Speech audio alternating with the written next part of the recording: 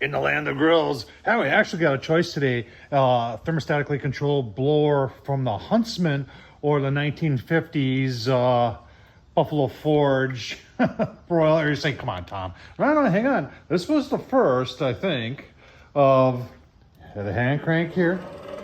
Then it blew the air in, which is your blower. And then your thermostat would have been your hand. So obviously we're not going to use that, but I thought it was cool to show you. I'll leave the review video or the final restoration. That was 5.5 months in the making right there. But today we're going to do ribs, pork ribs on the Huntsman from Spider Grills.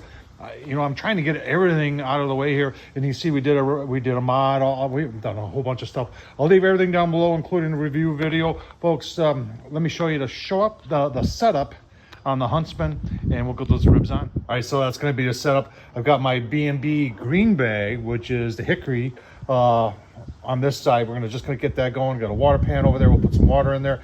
Put our Spider Grate stainless steel on there, and then just one rack of ribs, and should be easy peasy. Set the thermostatically controlled blower called Venom, which is battery operated, so you don't have to plug it in. I'll set that at 225, and away we'll go. Now, you've seen me before use this Burn Pit barbecue stuff. I really like it, so they sent me out a little gift box, a nice little letter. This is a veteran-owned company, and they're based right here in Wisconsin, and I have used this Fire for Effect, which is like a sweet heat, and this goes very, very well on ribs. So we'll be putting that on the ribs. All right, so you've seen me use this stuff before. I really like it, and it's very, very nice of them to send this to me. I even got a nice little letter, and it explains about what Burn Pit Barbecue. After leaving the Marine Corps, spent 10 years corporate world, and then decided to him and his buddy went into the Navy Reserve, and he sent me this, and I just good products, Wisconsin made. Like I said, there's several other products I like a lot, and I'm looking forward to trying the ones that I haven't tried before, and see how those work. So on the Huntsman, we will go. All right, 222. The Spider's doing a good job of dialing itself in. Smoke's rolling on the modified vent there. Let's just take a look here. Give you a look. See, one-handed. Yeah, spritz them a little bit and just keep on going. And give you a look-see in an hour or two. All right, 2.5 hours, 226 there, or about 250. That evens out as the cook goes on. A little windy here today, 60s. Yeah, looking really nice. Keep on going, give you a look-see. All right, 4 hours, one-handed. Oh yeah, really nice looking. I decide whether I'm covering or not.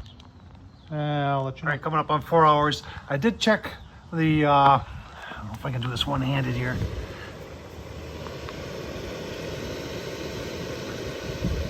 You can see we're still at four bars on the battery.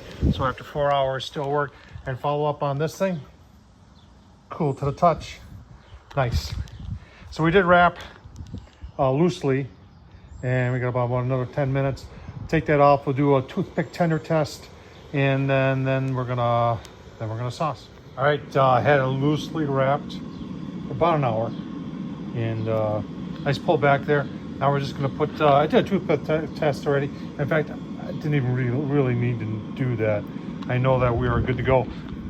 Blues Hog Raspberry Chipotle. That's gonna go on it. Oh man, gonna be so good. All right, coming up exactly at 6 hours. Oh, look at that. Really, really nice. Pull this off, give you a look-see at the final product. Gosh darn delicious. All right, there's the final product on the Huntsman. Oh man. Oh wow.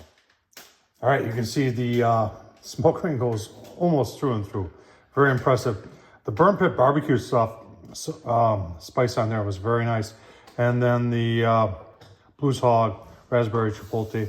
Oh man, tops it off very nicely. Hope you enjoy this. Tom Horsman on YouTube on the Huntsman. Turned out great. Thanks for watching.